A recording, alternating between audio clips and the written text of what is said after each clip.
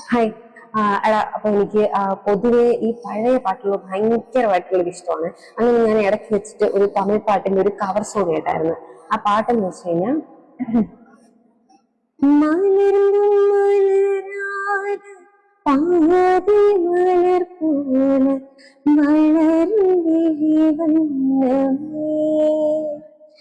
வந்து விடிந்தும் விடியாத காலை பொழுதாக வளர்ந்த கலையுமே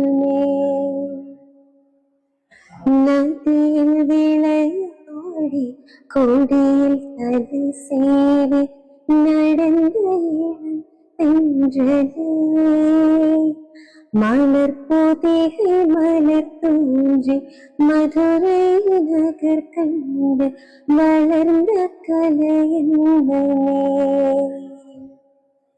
மலர்ந்தும் மலராத பாதி மலர் போல வளரும் விழி வண்ணமே. Bye.